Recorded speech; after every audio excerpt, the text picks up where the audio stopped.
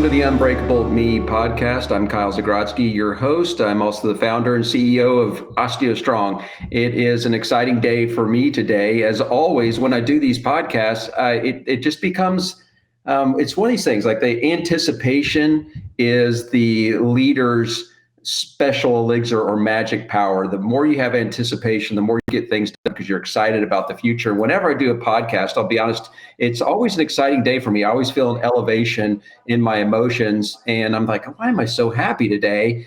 And it's because of the people I get to talk to. Today, I've got with me Dr.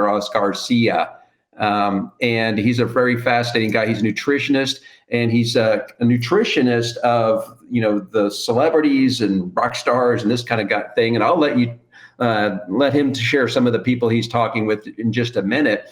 Nutrition is one of these areas that fascinates me because it's when I look at the animal planet, and it seems like every other animal on the planet except a human being knows what to eat. We don't know what to eat. And so we're always trying to find out what to do. Like a cow knows what to eat, a fish knows what to eat, and you go on down the line, and all these animals know what to do. We are seems like the only species that have no idea what we should put in our body or really what impact it will be. Now, the mission of the Unbreakable Me podcast is really to try to find out what the masters are doing in specific areas to help us all, me, you, and anybody we could share this with, on how do we live the unbreakable life. Now, I'm an entrepreneur. I am not what I would call a biohacker. I utilize biohacks. I have done all these things to my body. I have these daily routines that are really far and above what most people have really gotten to. And I hope to democratize them like what Dave Asprey does, to make them more available, more accessible, lower cost to everybody. And so I'm very interested in things that people will do. And it is my philosophy, you could have the best invention in the world. If no one uses it, it is an utter failure. So I always look for what will people do. And in order to get people to get there, it has to be cost effective, accessible, and you have to have education. And of course, finally, it has to be something that they want to do. And that's where really the genesis and the foundation of what OsteoStrong did. It wasn't just the technology, it was creating something that people will do. So please, Dr. Garcia, thank you, sir, for coming on the program today. Welcome. Kyle, thanks. It's a privilege to be here with you. Yeah. So Oz, you're okay if I call you Oz, correct? Everybody's got to call me Oz, please. Okay. Listen, you and I have not had a chance to meet in person. I was in New York a couple of months ago, doing some work there, filming some podcasts, and our schedules could not cross because either you were busy or my schedule was busy. Yeah. I can't really remember. Yeah, and that's okay. I'm going to be up to New York a couple times here in the next few months, and I'm going to definitely book an appointment with you. So tell me a little bit. You are probably one of the first biohackers. And so Dave Asprey, you've done a podcast with Dave a little over a year ago. And he was the one that really created the term biohacking and what that means. And biohacking is essentially, and there's been a lot of definitions for it.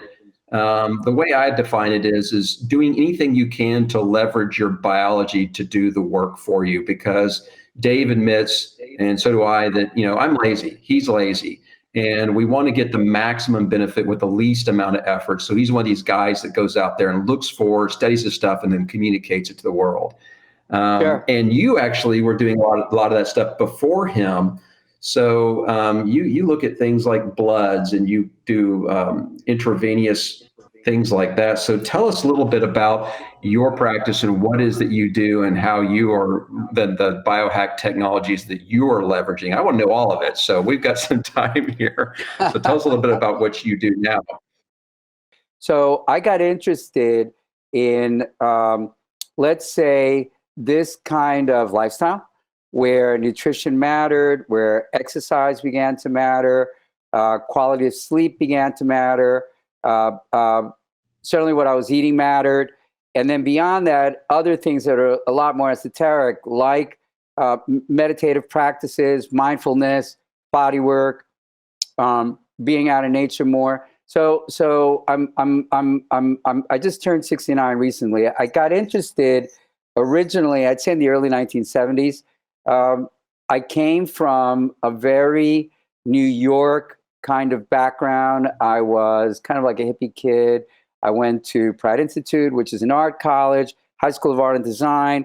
So my life was very much about art, living a bohemian lifestyle. And by the early 1970s, I think I kind of got burnt out on that, as did many people from my generation. We wanted to find ways to get back into culture at large, and there were other things that began to catch my attention. I remember reading the cover of the New York Post. It must have been 1974, and they were talking about the New York City Marathon. In those days, the New York City Marathon was done in Central Park.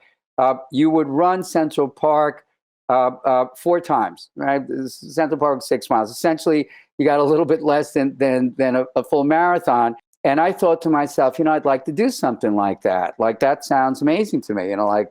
What does running the park 4 times do to a body?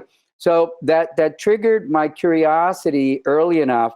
And I began by running a little bit in Central Park. I was a 1 to 2 pack a day smoker back then of Marlboros. Beyond that, I drank a lot of coffee, and I ate a relatively standard Western American diet. A lot of fast food, a lot of fried food, a lot of sugar, everything that was crunchy, crispy, fatty, salty. These are the things that are still very, very much part of the American dietary profile, and leads to so many problems that people suffer from today. I was already suffering from them then because I didn't know any better. Who knew anything back in the 1970s? But I knew enough to try out running. And there were some friends of mine that had started doing it. So I began very slowly. A friend of mine invited me to join him for a run on the East Side Drive. And I wore a pair of Keds. That's what you had in the 1970s. Nike wasn't about to come into existence for another couple of decades. And I went for a run, and the guy outran me. And at the end of the run, very pissed off, I lit up a cigarette. And I thought, I got to do something about this thing. This is 1974, 75.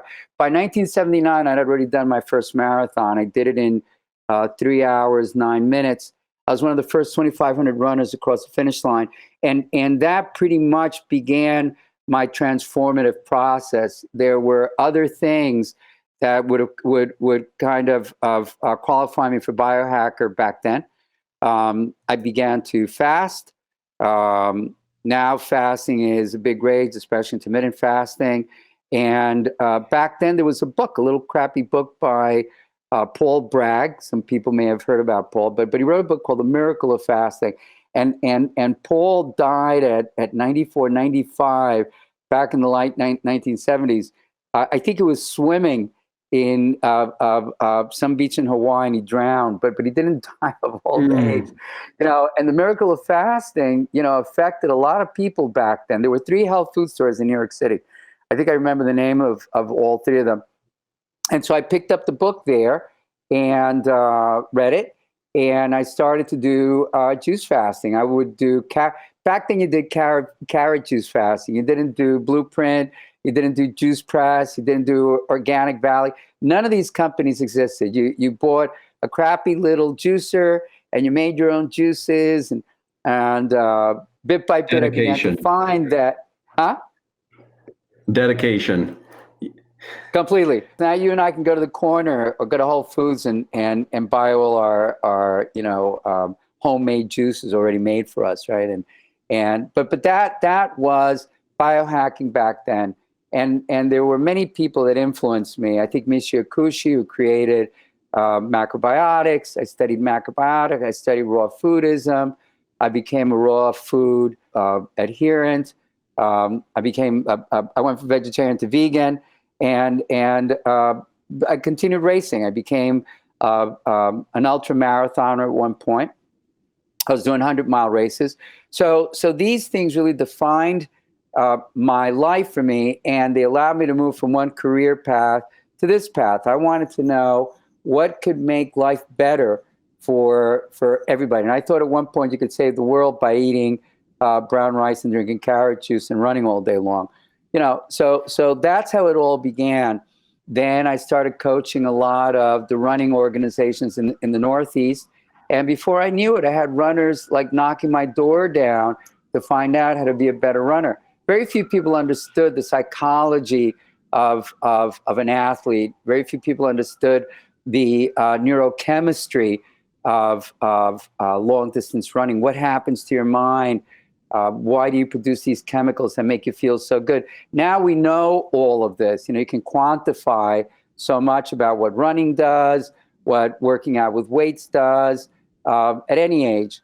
And beyond that, I became fascinated with supplementation and intermittent fasting and certain kinds of devices.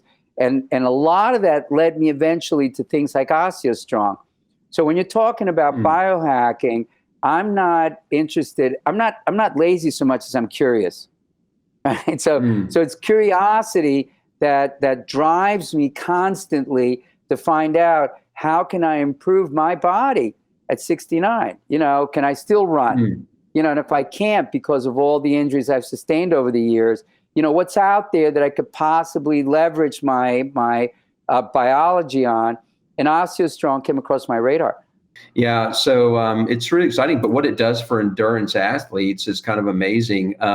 Rebecca Keat is the former #1 or #2 female endurance athlete in the world. She has more podiums than like any other female in Ironman and triathletes.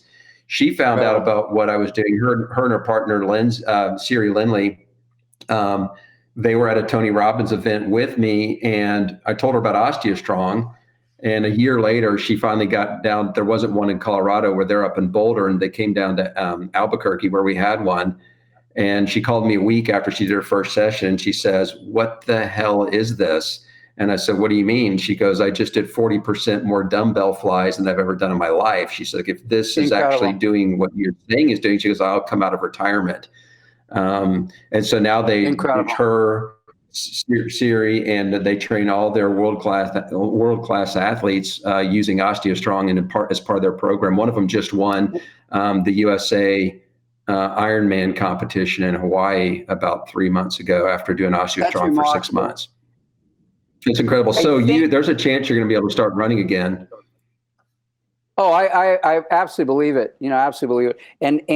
And when you talked about biohacking, how it may be defined, it's almost like being a citizen doctor. Like you're taking responsibility for how well your biology is going to turn out.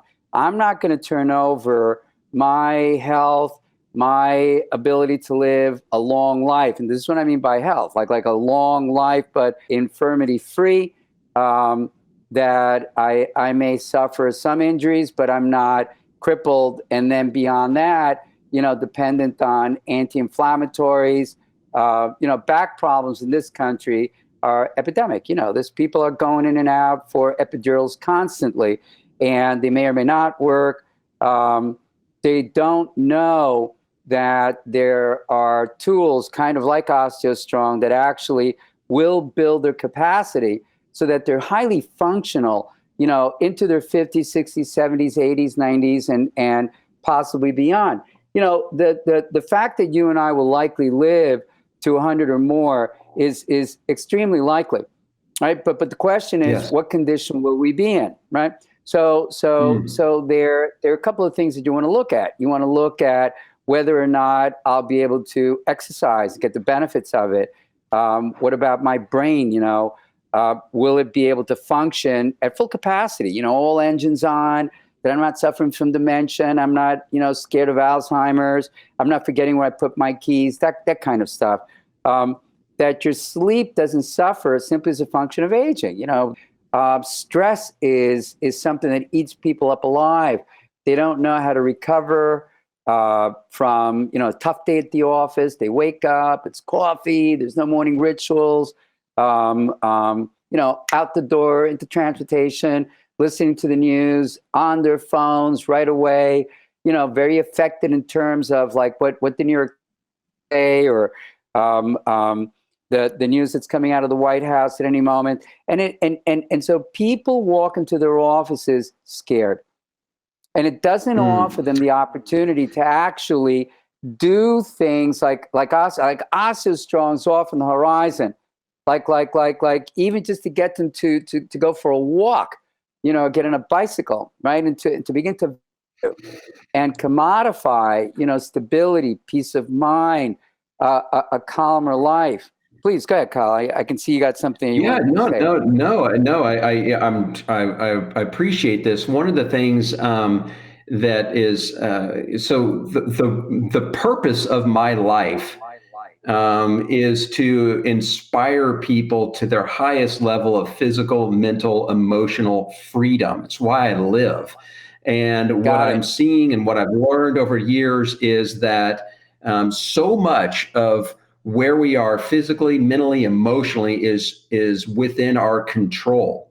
And that's correct. It's like Dr. Mark Hyman, I believe he has a statement where he says that 98% of the diseases that we face as human beings on this planet could be mitigated or prevented with nutrition. So it's about micronutrients. It's about managing our health. And the thing that's so exciting to me, and it's what you do, what Dave Asprey does, what Tony Robbins does, and Dr. John Jaquish, what they all do is really not that complicated. Like there's levels of biohacking, but there are foundational things that have like the biggest effect. So for instance, I do red light therapy, right? It's good. And I'm very sure you do that too. You do cryotherapy and all these kind of things, but there are very simple foundational things that actually have a bigger impact than that, right? So like you mentioned intermittent fasting. So every day I only eat within about a 3-hour window.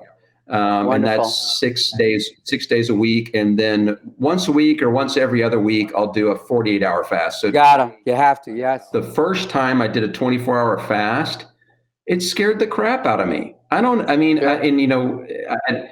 think a lot of people do. They get scared when they do something new for the first time that's radical, because they have that. You've heard that term, maybe hangry. So it's you're hungry and it's making you angry.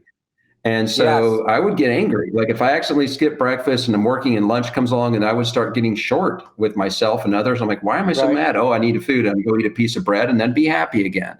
And so I was afraid that if I fasted for 24 hours, that I would be angry and unhappy with myself and unhappy around other people. And then as I learned and started realizing what the body goes through is you're actually going through carbohydrate withdrawal. Your mitochondrial are bitching at you because they want you to eat shitty food. And so you'd have to, like you said, you have to train yourself out of it, skip breakfast. Yes. And then start slowly cutting out carbs within. And what I found is the 24-hour fast is ridiculously easy. I'm not say 20-hour fast or 21-hour fast. Skipping breakfast and lunch now, I do it every day. Sure. And it's no big deal. It gets easier. It does get easier, Kyle. To your point, human beings are designed to actually go through periods where they don't eat. That's just baked into us. We're designed by evolution, over 2.1 million years, and more so over the last several 100,000 years, and more so over the last 100,000, 50,000, to become, remarkable hunters and gatherers. Right, but if you're a hunter-gatherer like a human being, and you're looking at an antelope, and that looks like lunch for you, right? You're probably going to be competing against 24 other eyeballs looking at the same antelope, and you're going to have to take off, run, see if you can catch, and damn it, you missed it, right? So the way it worked out was, we would typically not eat for several days, and it would be imposed on us by the environment. There was an image that I look at, and I did a lot in the beginning, where it shows you what phases your body goes through in the fast. And I would look at that image if I ever got hungry. And I'd say, oh, wow, I just entered ketosis, or I just entered at 24 hours, you enter autophagy, where your cells start cleansing themselves. At 36 hours, your body autophagy increases by 300%. At 48 hours, your immune system completely resets itself. And these would become milestones for me of like, man, I'm not going to screw it up right now. My body, all my cells are just cleansing all these ineffective proteins. My immune system is cleaning out old cells and all this stuff. And I know what's going on. So it's an inspiration for me. Now, then you start having weight loss. Then your emotion starts coming up. So it's, as your emotions and your energy increases, then you want more. It becomes an elixir that you're pulling in. So it's a biohacking or fasting or anything that somebody does is you find one thing and adopt it, and how it makes you feel gives you energy and excitement and anticipation to want to do more, which is, I think, when I look at Asprey, Dr. John Jaquish, you, me, other people who have been my mentors, and you look at it, all the stuff they do, it's almost intimidating. They didn't start out that way. And neither did you. You start out with running and it made you feel a certain way. Then you started juicing, then it made you feel a certain way. And then you became excited about nutrition. And I'm the same way. So I weighed at my heaviest weight, about 205 pounds. I didn't look very good. Now I weigh about 173 pounds. I'm probably 9-10% body fat, right around there. And I love it. I feel better. My mind is sharper. I don't get migraine headaches anymore. I used to get those damn things all the time. And my back and joint used to work. It's now I can't even imagine going back. I would never go back to not intermittent fasting. And then I adopted meditation. I meditate about 4 or 5 days a week now. And sleep is huge. I do that too. And micronutrients. I've become a micronutrient geek, and which is kind of what you do. You take people's bloods and you do intravenous vitamins and nutrients and things like that. Correct, Tell us a little bit about that. Well. What I want is I want an educated consumer. Right? I do blood. Not because it's going to allow me to treat a person. I want somebody educated. So if you're going to work with me, I want you to look at your blood and understand what it means and how we can leverage ourselves, for the better, for the worse. If you've got problems with your heart, I want you to understand why. We use blood work in ways that very few doctors do. So we can make great predictions in terms of where we're going to have problems up ahead, where do we have problems now, and how it is that I can begin to craft from the blood work the ways that you need to go with your food so that the blood work itself becomes an instrument to actually design a blueprint, Kyle, for an individual's program. How do you work out? How do you eat? How do you sleep? How do you practice mindfulness, et cetera, et cetera? So I'm not telling that necessarily to my client up front, but that's the point.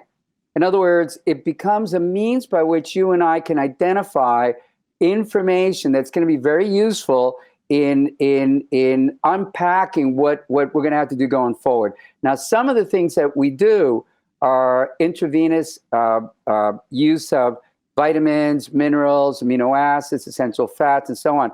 Those are hacks. When we talk about a hack, we're talking about sometimes, yes, a way that I can get quicker, sooner, more elegant results by getting from point A to B, in a way that's just going to be too difficult if I've got to go through a digestive system. There's an antioxidant, for instance, called glutathione. Now, glutathione is produced in very high amounts, in copious amounts when we're younger. Slows down aging in a multitude of ways.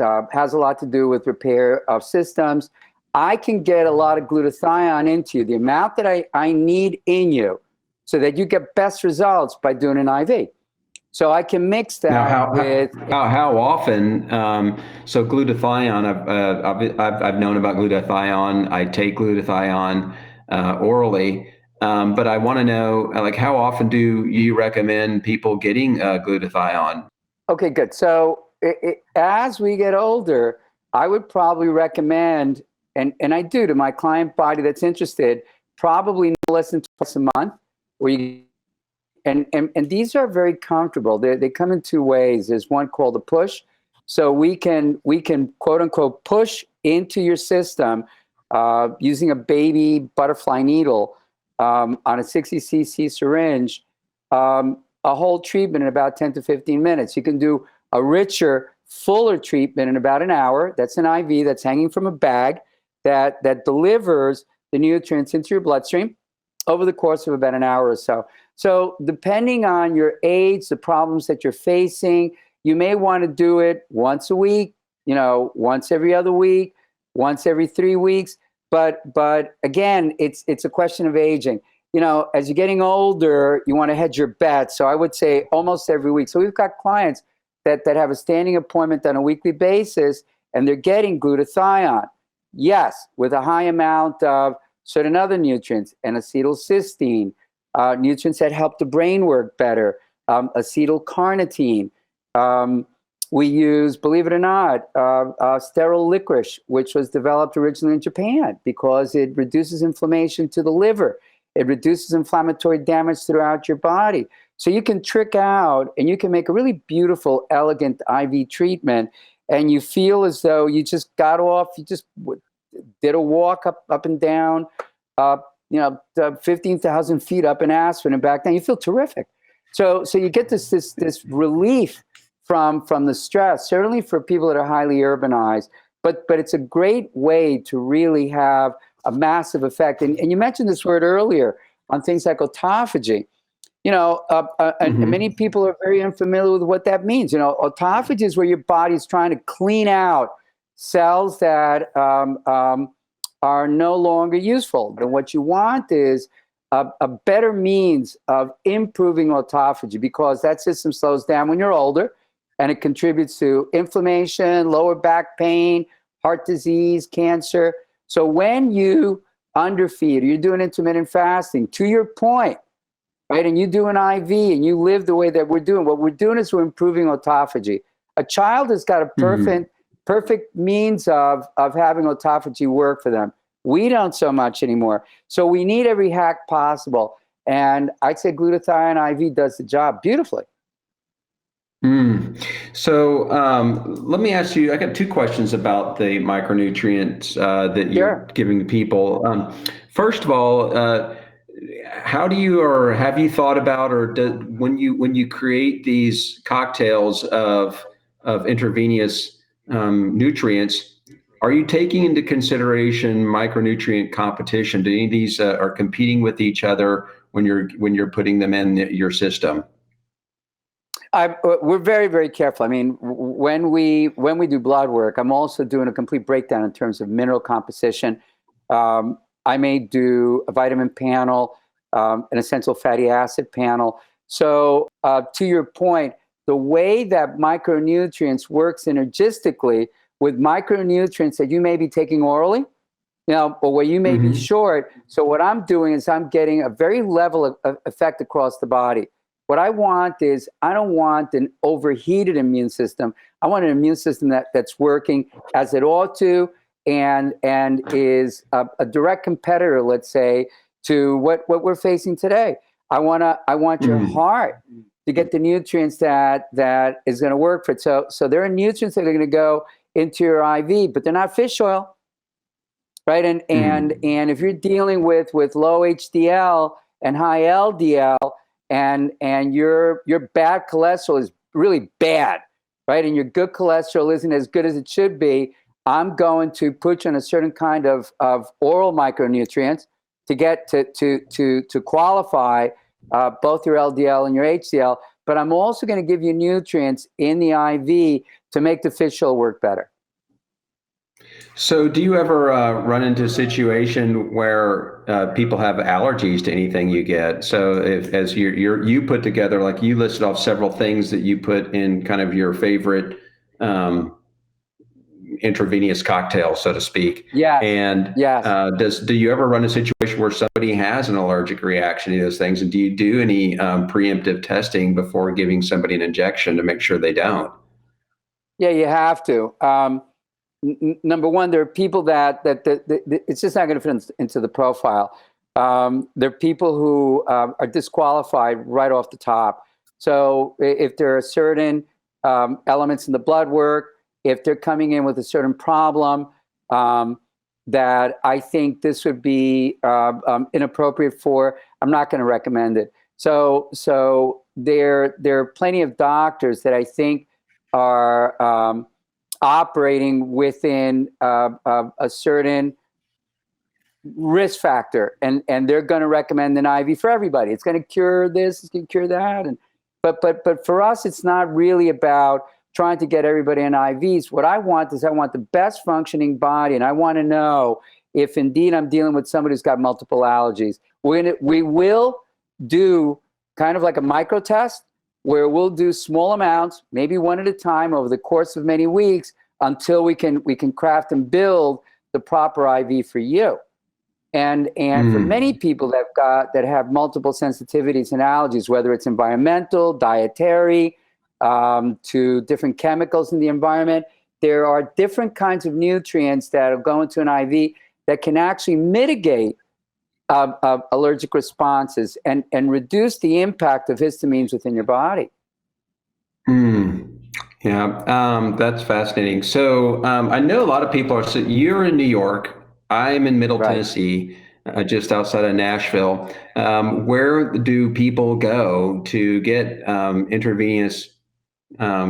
these intravenous nutrients and get tested properly? I mean, how does somebody go start taking advantage of this wherever they are? I'm going to come out to you, but and I'll probably need to find out what blood work I can get ahead of time to get to, so you can tell me and get my cocktail ready for me. So and so I'll probably see you every time I come there. But in the meantime, I want to be able to take advantage of these intravenous supplements while I'm in here in Middle Tennessee. Where do I go to find a good place to do that, so I'm not getting, I want to make sure that I'm getting the best I can do. If I'm going to go do this, then I want the best.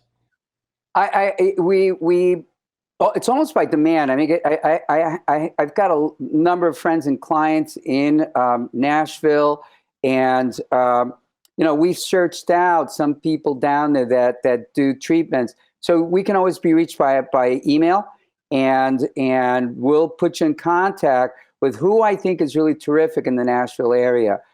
Same thing in terms of getting the proper blood work in Nashville before you come up here.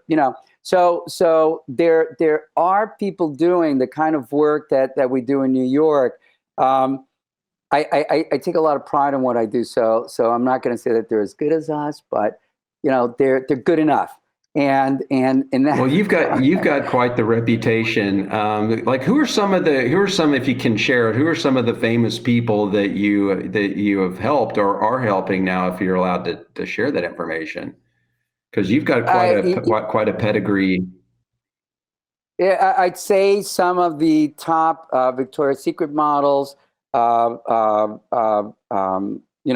the loveliest of all, and a citizen of Nashville, Lily Falwell, and her wonderful husband Caleb, who's the lead singer for Kings of Leon. They're just remarkable people, and they're very in love with taking care of themselves and their children, and very committed to this kind of lifestyle. So like that, I've got clients all over the country. Many of them are leaders in media and entertainment, in business, in sports, and those are two that I'm happy to mention because they're local and people will probably know more, much about them.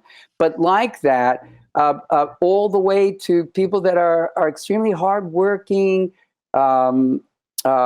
secretaries and so on. We've got an office that's really quite democratic. So yes, we've got programs that I think are available on a kind of platinum elite level, Kyle. And over the years, what we like to do is we like to coach people so that they're getting not only the best out of the work that's building a better body, but how's that going to build a better mind? So that if you're struggling and you want to, be an entrepreneur and get your startup going, that you have to have your mind together, you have to have your spirit together. You gotta have a lot of stuff together So I want to get you in the best possible condition. So we educate our clients very carefully in that regard too. That's awesome. So I got two questions for you, Sure. and they get multiple part answers. One Okay. is, so you've got decades of experience, and you're dealing with people who are high performance, either career, they're either actors or professional athletes. You've been doing this for a long time. So in your breadth of experience and all the stuff that you've done, what are three things that you think have the most impact on longevity and quality of life? That's the first question. And the Okay. second question is, beyond the three, what are things that you do and recommend to people to kind of give them even that extra edge? So let's talk about your three foundational. If you only did these three things, if you only had three things you could do, what would they be for maximum health? All right, so let's kind of put it under a certain umbrella. So I think recovery is critical, and we could talk that could be a whole show. What do we mean by that, really? But I think certainly now what people need, and if you do want to live longer, better, I think recovery practices are critical, and by that I mean you need to get adequate sleep, and sleep itself becomes a very complex subject that we talk about. I'm wearing a ring on my finger. It's called an Aura ring, and it measures every aspect of my sleep. So it tells me how long I sleep, what's the quality of my sleep. It actually will quantify it for me. It'll tell me about the different stages of sleep that I'm in. And by the way, all of this, I can measure in my app in the morning. It's the first thing that I look at. So how much deep sleep did I get? How much, REM sleep? How much light sleep? What my body temperature was? Heart rate variability. So in a way, the data that comes off an Aura ring and your sleep can determine, in large measure, how long and how well you may live. Right? So sleep is number one. Number two, I think, is being physically active. If you're not physically active, you need to go to OsteoStrong. That's the way I see it. You need to hack whatever you need to hack. And so that brings you to tools like you, technologies like yours. And I think body work, I put right up there. If you're not getting, deep tissue body work at least twice a month, that's a big problem. I would also put contrast in temperatures. So extreme cold, extreme heat. I think saunas are remarkable. I think infrared saunas are great. I think doing cryotherapy, cold plunges. Wim Hof, the Iceman. I mean, he's into doing ice baths. And who would have thought that I'd be doing ice baths, once or twice a week, 3-4 years ago? But I do them regularly. And I do cryotherapy. Yeah. That's where you get in a big tank and you're surrounded by nitrogen. You drop the temperature to minus 300, and people think you're out of your mind. But the effect on your body is remarkable in terms of reducing inflammatory damage, its effects on your heart. And a lot of the studies that's done on cryotherapy and cold plunges has been done on what are called, CWS, is cold water swimmers. People that swim, in Northern Europe, Germany, Finland, and so on, 20, 30, 40 minutes several times a week. And here we don't have that in the culture, let alone going and sitting in a sauna 15, 20 minutes, 3 or 4 times a week. So I think the contrast of hot and cold also deaccelerates aging, rebuilds DNA, has a profound effect on how you sleep, your moods, and so on. And hardly least of all is our diet. And you gotta be really on top of your game with food. It's your sleep, it's your ability to regulate stress through extreme heat and cold and exercise, and of course, what you consume. And then 3 things outside of that, I think, are all the wonderful biohacking equipment and technology that's out there. I mentioned the Aura ring. Now I'll quickly show this. I don't want to sound like I want to promote it, but I love a sports halo. This allows you to work out better. And believe it or not, whenever I do OsteoStrong, I wear it and I do a session with it, and then I go do my OsteoStrong, and I get about an 8 to 10% improvement every time. So there are different things that I think are great tools that build up capacity, lung capacity, ability to breathe better, and so on. And there are many of them. Then they're called self-optimized. It's a self-optimizing technology or hacking tools. I think mindfulness. You talked about meditation. There's so many studies now, even on gratitude meditation. Now we're living through a period of time where you would think that the last thing you want to do is not be grateful. If you can get behind a really good gratitude meditation, go to YouTube. There's 10,000 gratitude meditations. Find one you like, and every morning just play one for 10 minutes. Close your eyes. And listen to one, and if that turns you on, get an app like Calm, get Meditate, which is terrific. There's such wonderful apps that you can use to help you meditate. Sam Harris's app, Waking Up, is a masterpiece. And here you got a neuroscientist, who's put together a wonderful meditation app. So meditation practices, mindfulness practices, along with breathing. And I know you know this, that you have a good breathing practice is critical. I love it. You and I are going to get along great when I can meet with you. My morning routine, I believe that if we're given a scale of energy that we can have throughout the day, between a 0 to 1,000, I want to start out my day at 1,000. And the way that I do that, my routine is meditation. I take a cold shower every day. Awesome. I read every day. I do red light therapy every day. And I do all these things because and my meditation is it's a gratitude meditation. I visualize the things I want to get done. I visualize those I love, those I care about. I visualize in any place I feel conflict being resolved. And so I go through this whole thing. Tony Robbins really got me started on that through his priming. And then I came up with my own priming routine, which includes Wim Hof breathing. So I love the way that Wim Hof does his breathing. Yes. And I incorporate that with that. And then in the middle of the day, if I feel my energy drop, I'll go take a cold shower right in the middle of the day, 50-degree shower right away. And when it's I'm in here in Middle Tennessee. Yeah, when in Middle Tennessee, when it starts getting hot outside, I actually have an ice cooler that I keep on the back deck. I fill it with water, and I keep it between 35 and 55 degrees, and I'll go into that for 3 to 10 minutes. Unbelievable! That's a big Ben thing.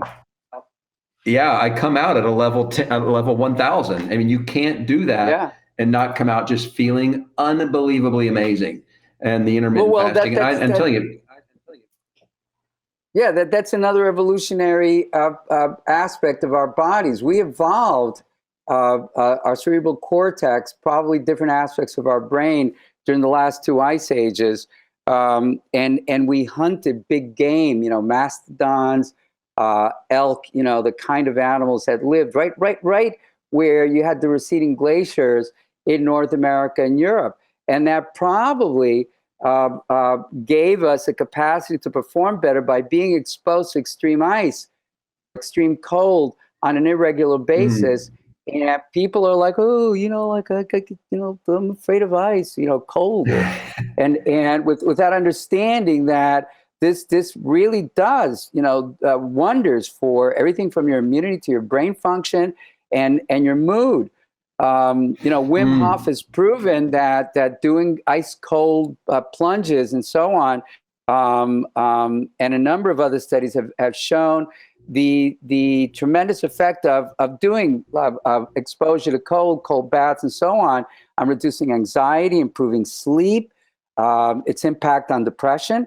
By normalizing neurotransmitters in the brain that just go out of whack with stress and suffering. Yeah, and I think people, if and I know how I was when I first, like I told you, when I first did my first 24-hour fast, I was scared going into it. I didn't want to do it. I was like, I could do anything. I could do anything for 24 hours. And so virtually anything. So I went and did that. And then the first time I did cold plunge, actually I did cold plunge before I did my first fast. And that scared the crap out of me. It was about 50-degree water. I was in a Vegas hotel room at a Tony Robbins event. And I got in the water. I thought I was going to have a heart attack. I almost panicked. And I thought, okay, I do not want to be wet and dead in a hotel room in Yeah, Las Tony Vegas. This is Robbins not how I class. saw my end. People are going to think, okay, we found him naked and dead in the hotel room. What do you think he was doing? Cold, no one would think I'd done a cold plunge. But it's like it was like with with the intermittent fasting. It actually, your body panics when you get cold, and so it scares Yeah. people. It scared the crap out of me, and then I quit doing it for several months. And then a few months later, I said, you know what, I'm going to do this. Tony Robbins, he talks about the health benefits of cold plunges, but he said Sure. the emotional benefit is that he says, I don't let my mind tell me what to do. I tell my mind what to do. When I say go, we go. And so Right. for him, it became a train yourself to take control of your mind, because you're always being buffeted by emotions and stories and this kind of thing. So for me, it was, okay, yeah, I deal with emotions. We deal with fear. There's moments we don't take action. And then it Uh-huh. became a training mechanism for me to tell every time I felt my brain say, no, we're not going to do this, then I just had to do it even more. And after about the third or Right. fourth day of doing them, it actually became quite pleasurable. And I really got to where I look forward to it. And I haven't missed a day of either a cold shower or a cold plunge in years, You because can't. You can't. You can't. I You feel can't. so Yeah. good when I do it. It feels so good. It's In fact, remarkable, and I kind of set up my apartment. I've got two bathrooms in my apartment. So what I'll do is kind of like a Japanese bathhouse.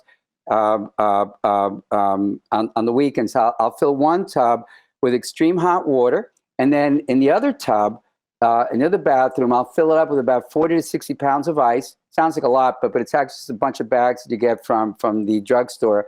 Water maybe about a third of the way up in the tub. And what I do is I go back and forth. All right, I'm playing maybe Oasis on the radio, or the Stones, or Pink Floyd, or Miles Davis, whatever's on my mind, and anything to keep my mind off, going back and forth. But after you do that for about 45 minutes to an hour, you do that once a week. You go to a Russian bathhouse where they've got, the banya, the sauna, the vapor room, the steam room, and the ice cold plunge. I mean, you could do that on a Sunday for 3 or 4 hours, and you just walk out of it and you're gold, man. You're absolutely golden. yeah, they love doing that in Iceland. I was in Iceland in September, October of last year, and everywhere I go around the world, if there's cold water or in an ocean, I'm in it. And it's part of their culture over there. They love it. They've got their hot springs, and they have these hot spring Sure, bathhouse things next to the ocean. So you go jump in the sure. ocean, swim around, then you get in the hot spring, then you go jump in the ocean, swim around, you get in the hot spring. It was absolutely brilliant. It was really great about it. There was like 30 or 40 people there, and that's just what they did on their lunch break. And it was absolutely. It's amazing. I had a similar experience like that in Japan. I worked in Japan a number of years ago, and we were north. We were pretty north. We were in Tokyo, working in Tokyo, in the old capital of Japan. I'll think of it in a minute. And then further north, we went up there after we worked on this big project, and people were bathing in melting snow water. And next to that, you Mm. had coming up also from the ground, vapor hot water, from old active volcanoes. And it's just incredible. And you had all these older people. I'm an old person now. What am I talking about? And going back and forth. And I thought I never felt better than that. It was like, damn, I'd move up here in a second. All out of nature, same thing. But that was one of the first things that precipitated me to think about, hot and cold in terms of what it does to your body. We had an office in Moscow for about 20 years. And one of the ways that I dealt with the jet lag, especially when we get there in winter, was I'd have the driver take me directly to an old traditional Russian bathhouse, where they just essentially put you in an oven. Temperature is about 220 degrees Mm. Fahrenheit. And then you come out of that, and these big, bald Russian guys would pick you up and put you in buckets, wood buckets of ice water, giant chunks of ice floating in it. And I take a pass on the vodka that they would offer you at the end of this, but that's how I became a fan of all this stuff too. Oh, I love it. I love it. That's so something I would do when I travel around different places. My wife always asks me, "What'd you go see? What'd you go do?" I said, "I went and did an ice plunge." She's like, "You're always doing that. Did Yeah, you go they see just don't anything?" believe No, it. yeah, that's the kind of stuff I like to do. I would when I'm in Japan, I'll go do that, and when I'm in Russia, Oh, I'll so go you do know, that. That's the kind of just you know. yeah, yeah, absolutely. I think that's brilliant, and it's easy. I like I said, I like easy. OsteoStrong, easy, ridiculous result. Cold shower, Correct, easy, makes me feel amazing. Breathing, correct. super easy, right? Intermittent fasting, Sleep, super easy. super And easy. sleep, oh my gosh, sleep is super easy. It's like 4 or 5 things that have a ridiculous, dramatic effect on your health. And then as you point out, as we age, we do not get our bodies don't make all the things that it used to make as effectively, and we don't Correct. absorb all the nutrients depending on our diets. And so I'm definitely going to add intravenous supplementation, and Yes, I do yes, get blood yes. work. I do get full blood work done once a year. I am interested in finding out what it is that you would want. I know it's probably a long list of stuff, probably not just appropriate to list it out on this meeting, this deal. But if it, your website is ozgarcia.com. And I guess That's can correct. people go Yes, there to request more information about what they would get very tested much and so. what's okay, brilliant. Well, that's what I'm going to do. I'm next before I go back up to New York. I'm going to I'm looking definitely forward to it a come lot. by. And I'm going to get the blood works done. I can't wait to Yeah, do it. I can't the wait to blood spend some work is time a with you. deep. Me too. Me too. Me too. Me too. A lot. You know, the blood work is a deep dive. Like I said, I'm looking where no doctors typically look, and I'm not looking to placate somebody and say, you know, everything's fine. You're always going to find something. And like I said, I want a very well educated consumer. I want you to know what your blood work is saying about you, and where things are good, and we can leverage ourselves in the good stuff, and where things are problematic and where we've got work. You know, Yeah. now we're also doing genetic testing. We've been doing it for a while. You know, there's so many good gene companies, not like 23andMe, but companies that actually will break down the data for you and me and allow us to work, you know, with different holes in your genetics and the epigenetics, you know, where there's damage done to how well the good genes function and where we can shut down some of the bad genes too. Yeah. Brilliant. I can't wait to do that. So thank you. Do you have anything else you want to add before we take off? I've consumed a solid hour of your Bro, time yeah, today. Kyle, I could talk to you for hours. You know, you know, this is like this is We total fun. will. I mean, it's like we're having a conversation here, and it's like, okay, what else? You know, like there's just so much we talk about. You know, we covered a lot of material today, but you and I can go through almost each one and have like a more advanced session. We can unpack a lot of what we talked about and make it Yeah. relevant to the people that are listening here, so that they can maintain, you know, kind of like an indefinite youth, and really reduce the wear and tear in their bodies and the suffering that comes with getting older, that they can avoid. Absolutely. You know, the theme of the podcast Unbreakable is how do we strengthen the areas of life to make them unbreakable? We want to Yes. age naturally and live at a maximum level of freedom and highest level of energy possible. And so much is within our control. But you said it beautifully when you talked about how your patients come in and your clients and you're working with them. You said, look, I want to educate them. I want them to know about themselves, and I want to know about what they can do to affect that. And I think in the information age, there is a I guess a desert of knowledge. I mean, people just aren't, they don't know what to do. And so I Yes. really want to be able to give a deep dive in each one of these areas with you. So if you're willing to come back on and do another podcast, I would love to go in and let's tease apart each one of these things so that people understand the whys. I like that image I said about intermittent fasting, or what Correct. specifically is happening when you do a cold plunge. What could you expect, and how would you start doing that? Or what type of diet? Now, are you still a vegan now, or? Oh, no.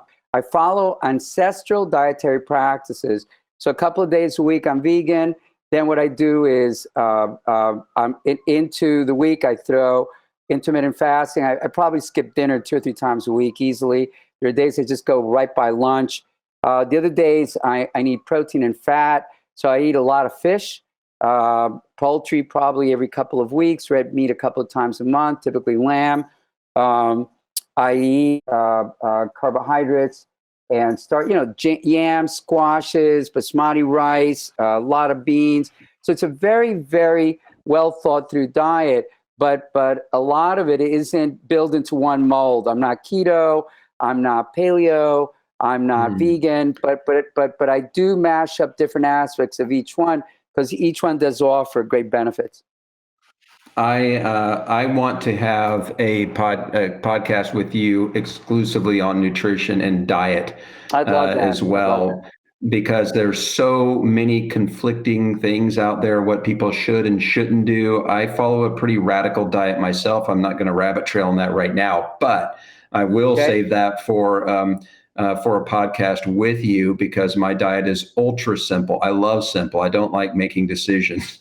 So I make decisions all day long. So I look for every opportunity I can take where I don't have to decide on something. And food is one of those things I don't like to sit around and decide on. But I just want to know what to avoid and what's going to have the maximum benefit. We call that reducing cognitive overload.